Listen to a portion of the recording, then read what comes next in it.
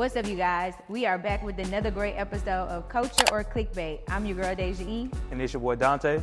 And y'all already know we take the hottest headlines in music, sports, and entertainment and determine whether it's for the culture or simply for clicks. The fact that you do that every time like you got nails is great. You got me started. But I will take it, we will. Y'all, we have a great show for y'all today, so we just gonna get right into it because we got some tea to catch up on. Let's jump right into it. The VMAs happened this past week.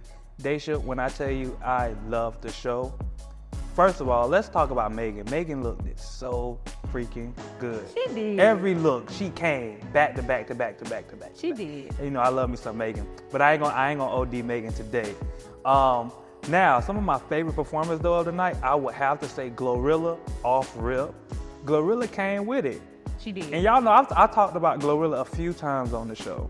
I'm a fan of Glorilla, yes, but I like her growth, her story. If you look at Glorilla from when she first started performing, doing live performances, even down to just her look, now fast forward, she has gotten so much better. Her stage presence, the way she hit the choreography, I just love it. Yeah, I think that Glo did a great job as well.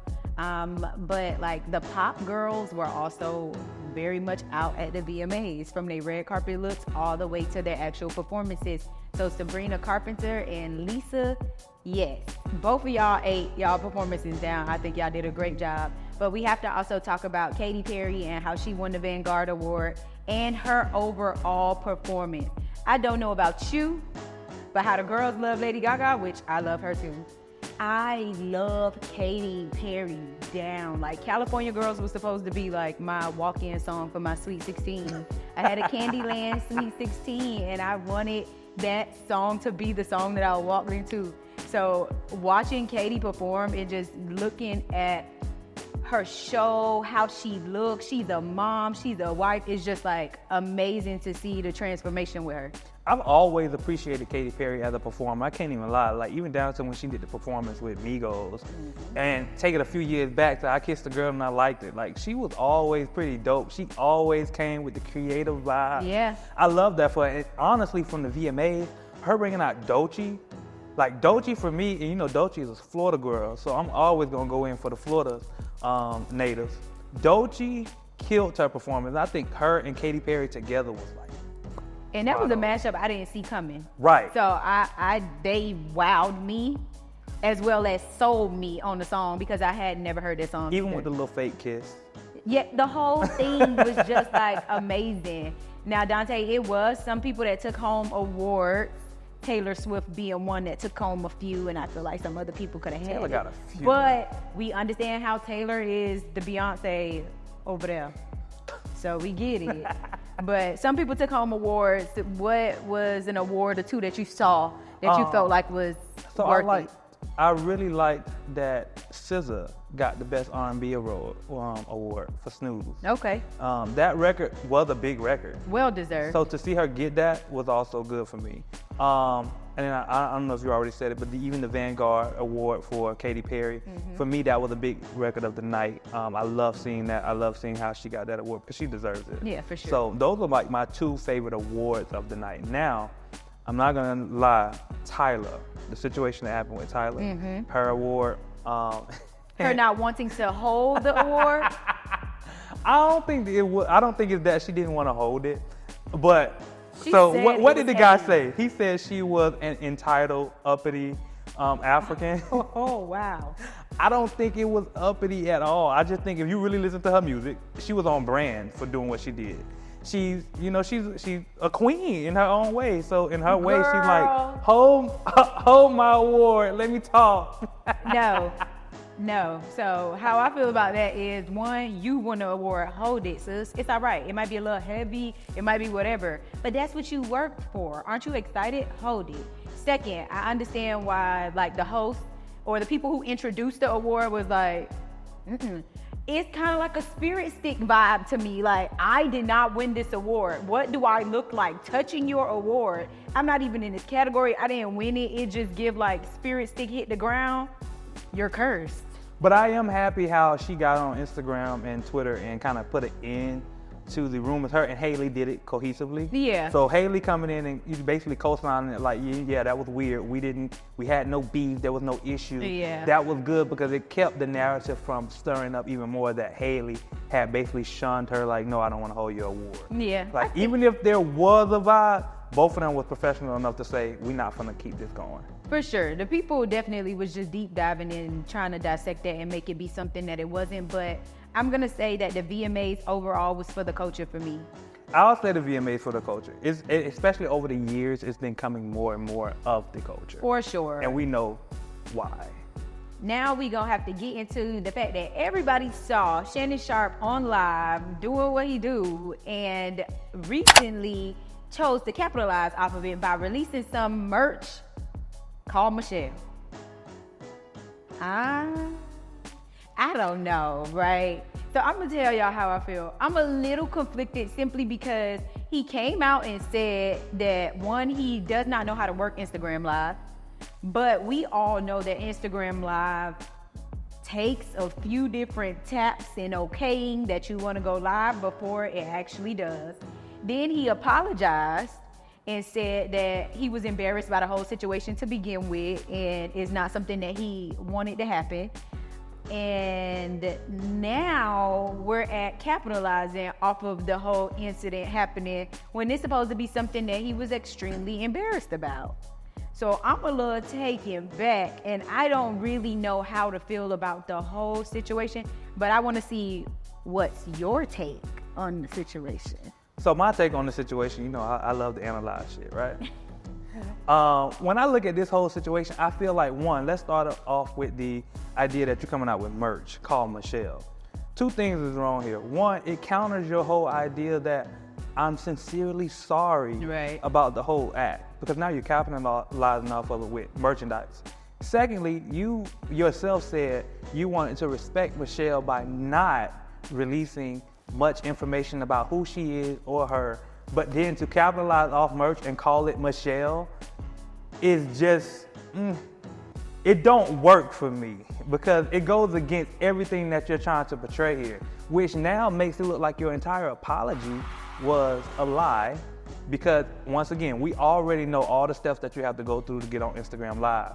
So it makes it seem as though you're just doing a bunch of different tactics now to not just save your name, but also to basically capitalize off the situation financially. And once again, your argument might be, I don't need the money, which might be true. But at the same time, why go through all of these different steps to make us believe that you're so sorry to now want to capitalize off the situation? Yeah, I agree. I feel like it makes me feel like, you sure this wasn't a publicity stunt, Unc?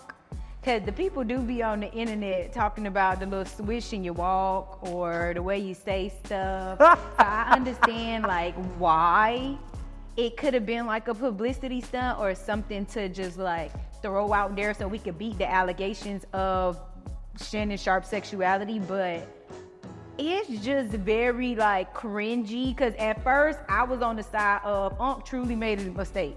I was on the side. I was on his side. I was like, all right, maybe he did toss the phone, whatever the case may be. It just went live. We heard downstairs dicking going on, you know what I'm saying? Whatever. But I just really feel like, no. It's like the more you talk about it, the more you kind of incriminate yourself. For sure. Because it seems like you're going out of your way to get everybody to believe that this was a mistake. The easiest way for us to believe that it was a mistake, you should have just said, look, I'm sorry, it was a mistake, let it go. I don't care how we got to the live, whether you was already in the app or not. You should just left it at that. I'm sorry, it's a mistake. Yeah. Move on with your life. You stop talking about it, the world will stop talking about it. We honestly could have stopped at the PR statement that was released about the whole page being hacked. And Which that would have been enough for me right there.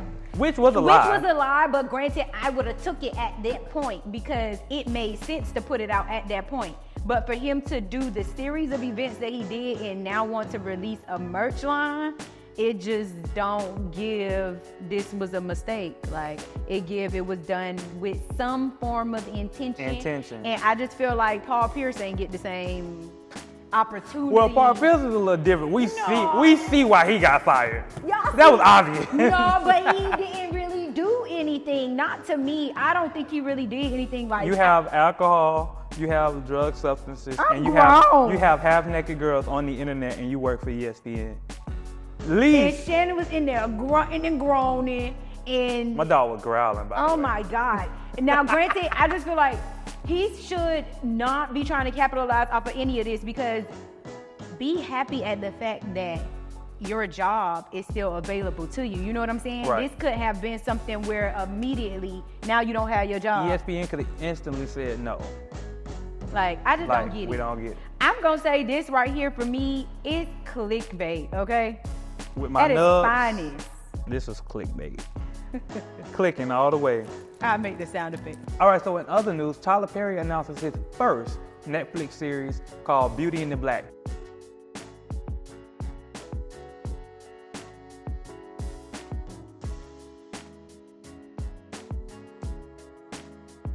All right, so his new series on Netflix drops October 24th. Now, we have a long way till we get here, but I just want to ask you, Daysha, how do you actually feel about Tyler Perry finally, after so many years, getting his own Netflix series? And just the premise of the whole movie, well, show, I'm sorry. So I would say that as far as, I'm gonna answer the second question first.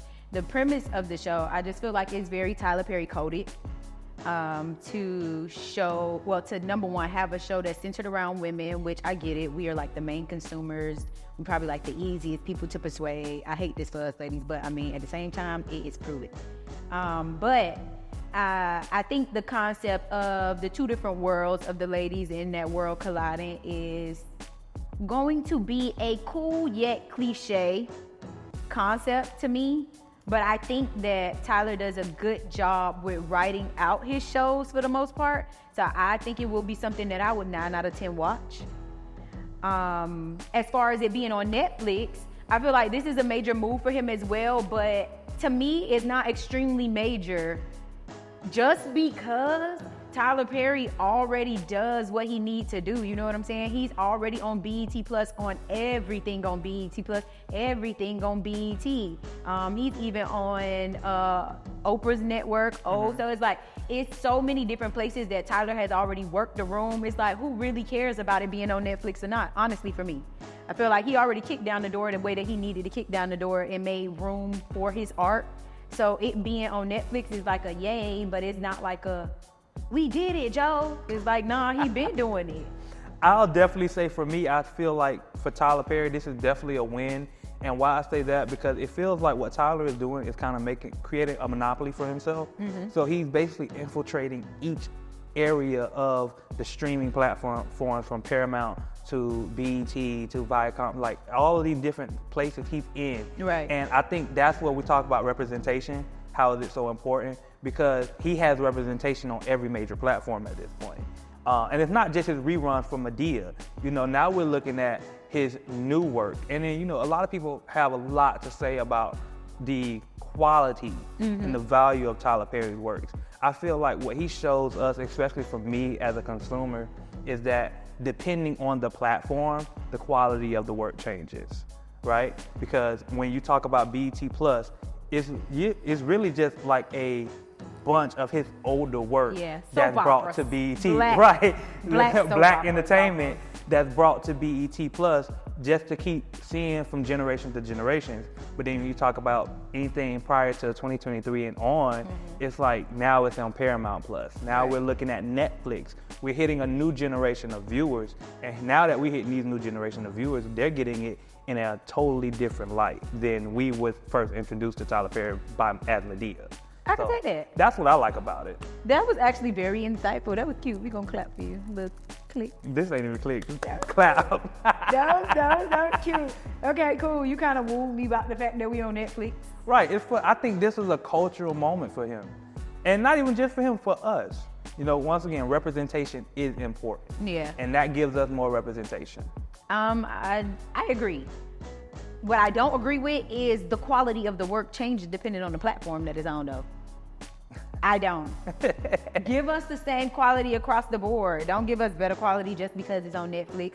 But again, I mean, that comes with budget. It does. And like you said, some of his old work is a lot of the stuff that we're seeing in these other places. Right. So I understand the fact that, okay, budgets have changed. Think There's about the major amount of growth budget Netflix and gives. expansion. Netflix gives a lot of budget to black creators. You know, Hulu as well. So just thinking about it from that standpoint, looking forward to the future, any black creators that want to get into this space, this is just, you know, news for them. Like, hey, let me see how I can get my work to Netflix. Yeah. How can I pitch properly to Netflix to get that type of budget? Yeah. Because the budget makes a full difference in the quality of the work. This right here is definitely for the culture. Congratulations, Tyler Perry, on landing this series on Netflix. So in sports news today, Daysha, we have Miami Dolphins quarterback Tua, who has had his third concussion in this past weekend against the Buffalo Bills. Now, looking back over the years, this same thing happened last time they played Buffalo Bills. He got a concussion. Now, I don't want to talk about anybody's career per se, but me personally, I would also look at this as a moment to reevaluate my career. For sure. For sure. In priority, right? First, is he okay? Let's start there. What is the diagnosis behind this third concussion?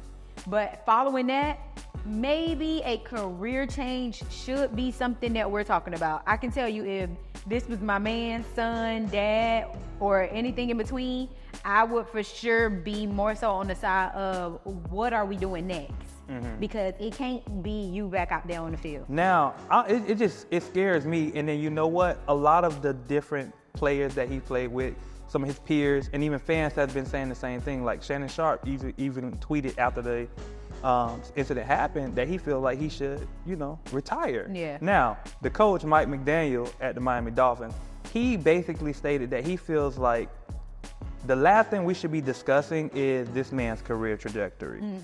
He feels as though we need to focus more on his health and his family and talk about that. And then later on, let's revisit that conversation. That should be a conversation that only Tua should be having. Right. Now, if you ask me, it is kind of counterintuitive, counterproductive in a way, because of the fact that as a coach, you're going to say that.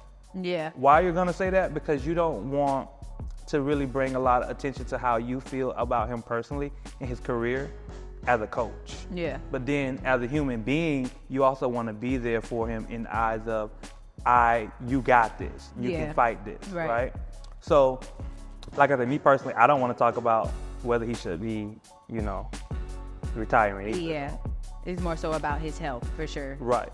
Now, the only thing I got to say in reference to the sports segment is the people gonna get you. Why? Because you just keep covering the Miami Dolphins like it ain't a whole bunch of other teams. While we right here in Atlanta, Georgia.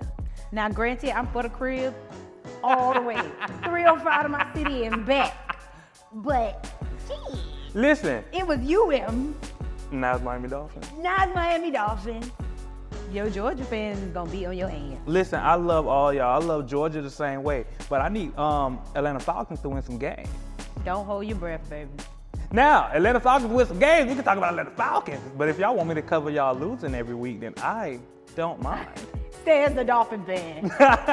I'm gonna say that the conversation about Tua and his career and his health and him having these 3 concussions is definitely for the culture, because your health comes first. And this is why kids, future football players and current football players, and just people in sports in general, having a backup plan and infiltrating other industries is extremely important for moments like this, because the body is only going to do so much. So you have to have a plan. And when you have a plan, having the conversation about what's next is not as scary. Yeah. I'll say this is definitely for the culture. I mean, the idea of concussions in general just opens up so many more conversations about health and sports in general. You know, how many players have we seen basically die behind concussions? You know, so this is an important topic, and I would say this is for the culture. Kendrick Lamar dropped a new 5-minute track, and let's just say 5 minutes is kind of lengthy, but Kendrick usually doesn't do too wrong on the track. Dante, did you take a listen? I listened to the track, but I ain't gonna lie to you, I only made it to the first 3 minutes. You had 2 more minutes to go. You couldn't make it over that hump. Man, 5 minutes is a long time to listen to a record. Now, I ain't gonna lie, I was interested, but 5 minutes is a long time. My attention span is like these Gen Zers, but that's long. What's the name of it? Watch the Party Die, and that's literally what I did. Oh man, that sucks. My party actually never got started. I'm just gonna be real. I did not listen because I'm just ready for the Super Bowl. I mean, honestly, what would have kept me interested is if it would have came with a visual. Then if I would have had a visual to watch, that would have helped me for 5 minutes. Like I can watch Thriller video for 5-10 minutes because it's visual. Yeah. I don't want a 5-minute audio. I could listen to a 5-minute audio, right? My thing is Audio book.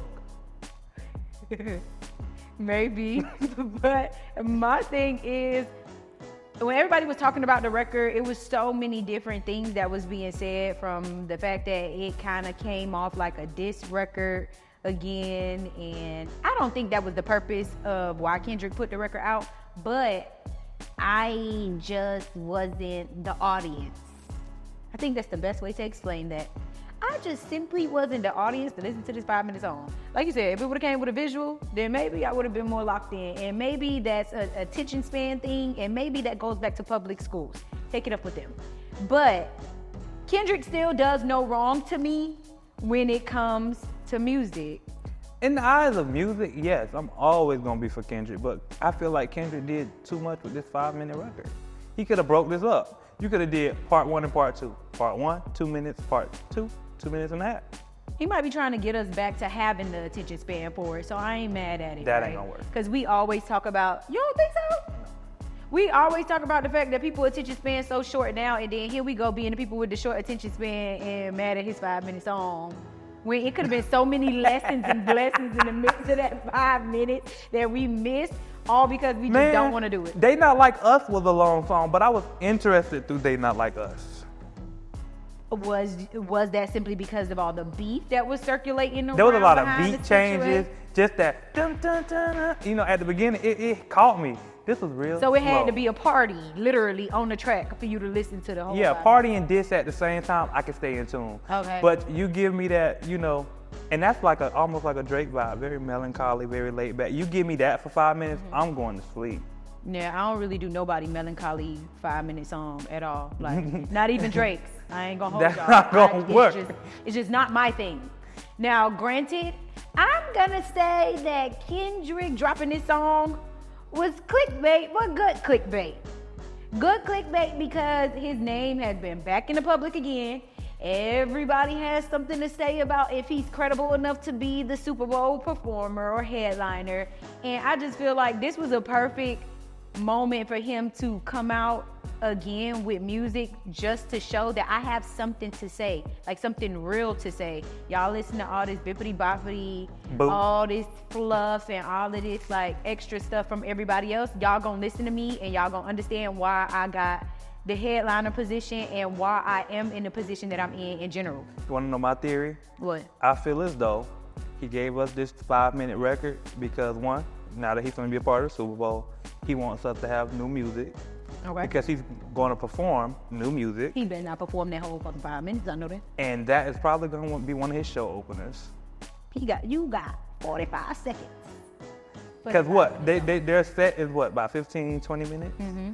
Yeah, he gonna give us 5 minutes of that on that song. I beg to differ. I think he's gonna give us snippets in a compilation of some of his greatest records. No? Kendrick, don't you get up there. Don't you get up there with these multiple 5-minute songs and perform 3 songs through that whole 15 minutes. I don't think he's gonna do that. I ain't even finna entertain you in that. But also, if you do it, if you do give us a compilation, please don't piss me off like Usher pissed me off. Don't give me 2 seconds of a good song. I was mad about that. That's probably gonna happen. I say that this is clickbait. This is definitely clickbait. Give me my money. So while we're on the conversation of Super Bowl, let's talk about how Lil Wayne actually just went to social media and gave us this, basically a monologue about how he felt about the whole idea of him not performing at the Super Bowl. Now, Daysha, I'm not gonna lie to you when I tell you this, how I feel about the whole video. I just wanna ask one question, and this is nothing against Lil Wayne, I love Lil Wayne. But where was this the last time the Super Bowl happened in New Orleans? Because this is not the first time. So why didn't we get this same energy then? Is it just a difference of opinion now? Is it that he felt like this time around it was his? I just want to know where's the energy coming from now, even down to the viewers and the fans. Everybody has a problem now as though is this the first time the Super Bowl was in New Orleans? How do you feel about that? You banana peeled me with that one, because I don't think November's too tough going on when it comes to all of these Super Bowls. But so hearing that, how do you feel? I would just say that I feel like mentioning Wayne's name into the chat in general makes sense.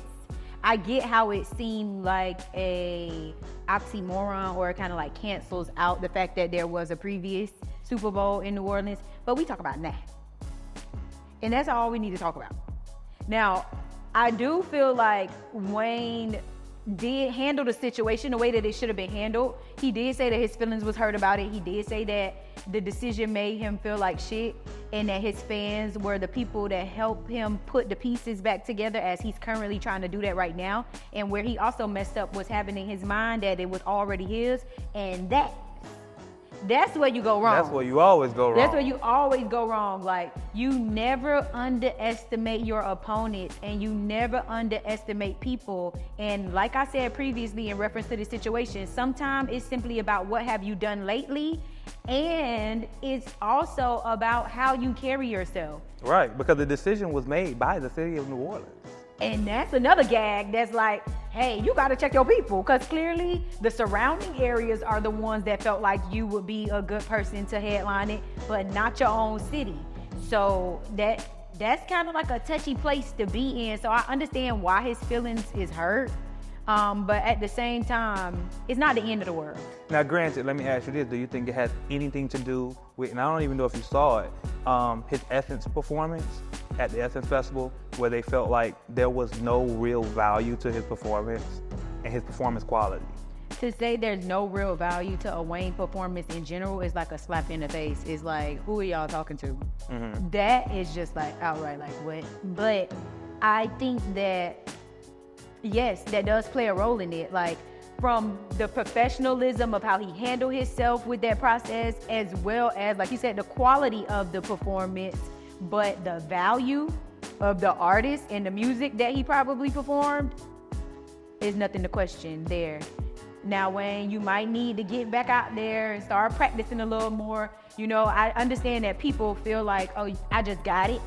Mm-hmm. But no, you have to keep it. You got to be ready to give people a show. This is the Super Bowl. And this is a different climate when it comes to consumers, listeners, and like just people in general. Like, people want to be wowed, right? So you can't really just get on stage and just rap to us no more. Like, we need a little bit of something. We need dancers. We need some form of antics that don't make you look corny or cheesy simply because of the type of stuff you rapping about.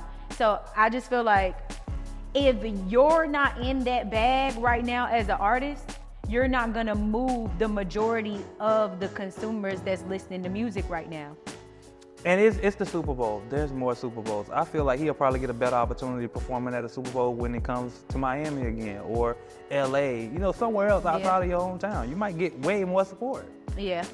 Now, I do feel like Wayne coming out and saying that this hurt his feelings was for the culture, right? Because I know a lot of the time people think like, okay, he's a rapper, he understands what comes with the game. He also is like, I guess we can call him a reformed hood guy, you know what I'm saying? So they probably feel like you've dealt with worse. But no, him coming out saying like, this actually hurt me and I really do feel some type of way about it, is admirable. I'm not mad at seeing Wayne show his emotions though, because I haven't really ever saw Wayne show emotions to that capacity. So that does show that he was hurt. So I'm not mad at that. I would say that's for the culture, honestly. Now, that's a cultural moment. Yeah. Now, this whole thing about y'all not knowing how to let people have a moment is definitely some clickbait shit. Yeah. It really is. Like, learn to let people have their moment. We were just supposed to applaud for Kendrick. And then we can also, if y'all want to, we can inquire about why Wayne wasn't a part of the situation. But at the same time, you don't downplay or take nothing away from nobody else. Especially somebody who doesn't make it a thing of always looking for to be pacified, I would say. Because, like I said, Lil Wayne doesn't talk about his emotions a lot. We don't see a lot of time when he's crying on camera or even saying I'm sorry about anything. So I feel like this is one of those moments. Let him have his moment. So Tory Lanez recently released a statement discussing the fact that his prison mixtapes have been taken down, or Fargo tapes, have been taken down by higher-ups who got wind that he was basically trying to create these tapes and these songs and the different music to try to gain funds for some of the guys who are in prison that deserve an appeal or the opportunity to fight for their freedom again. So I don't know how you feel about that, but I just personally feel like leave the man alone. Like, how down bad do y'all want to see Tory? All for something that honestly, at this point, we could say was some foolishness. I would definitely say this part. When it comes down to them confiscating his tapes, I feel like that was a little bit OD. Why? Because he did do it in good intent. It's not just about putting out music, which of course that comes a part of him just trying to stay relevant in a time like now where people can easily forget about you. But it's also he was helping inmates. So basically he's helping give them an opportunity to fight for something that they feel like is important to them, such as getting out of freaking jail. Yeah. Let him have that moment. But, you know, this is the law. It's not fair. So what can we do about that? Not much. But then in the other what you said though about this whole situation, it is like, to me, bullshit. Yeah. I feel like it could have been handled in so many different other ways. But that's a whole nother conversation for another day. Yeah. As far as today, when it comes to Fargo tapes, I love Fargo tapes, and I was getting really into them. I listen to them every day, so I want more though. So Tory, call your people, tell them the songs that y'all got sitting on reserve. Go ahead and release Just drop it. Go drop them, because I know you got some, so just go drop them. And you see, my issue with this is he's not the first person that has made music from being in prison, right? Right. So why are we laying down the law so hard on him in particular? And I feel like that's simply because he had a real purpose and a real motive behind what he was doing. And in the midst of his statement, he also stated that he has had his intimate moments with God where he asks, like, how did I end up here and why did you put me here? And he feels like him being in the situation that he's in is to bring awareness to the injustices that's happening in the prison system, as well as how inmates are being treated. And he also stated that he feels like these guys deserve another chance at life, another chance at being fathers, husbands, being out and having a freedom. So I'm here for it. And like he also said in that statement, if something happens to Tory while he is in prison, he did not do it to himself. And y'all better not even start. Honestly, the whole thing really makes me livid. I'm not gonna even lie to you. So I just feel like nothing better happen to him. I hope nothing happens to Tory while he's in jail, because that would just be bad. You know, I feel like him kind of getting ahead of the situation by letting it be known that if something happens to me, it wasn't me. Because that kind of tells us that there could be something brewing that he's been accustomed to while he's been in there, or been exposed to. And he's letting us know really quickly, like, if something happens to me, please don't believe it. Daystar, I got your back. Free Tory. But I would say for me, this is definitely for the culture. Why I say it's for the culture, and I'm gonna tell you why, is because when it comes down to incarceration and it comes down to safety of black men in jail, that's important. Yeah. You know, beyond the music, beyond the situation that happened to him, nobody should be mistreated while they're in jail. I mean, jail is the punishment enough. Mistreatment is a whole nother thing. Yeah, this is definitely for the culture for me, simply because he's doing it with the purpose that's bigger than himself, and that alone just speaks volumes. You know what I'm saying? So because it's something that he's carrying a bunch of other black men on his back for, I'm here for it, and it's definitely for the culture. Right. Thank y'all for tuning in. This has been another great episode of Culture or Clickbait. I'm your girl, Daysha E. And it's your boy, Dante. And y'all already know we take the hottest headlines in music, sports, and entertainment and determine whether it's for the culture or simply for clicks. Y'all come back and see us. Peace.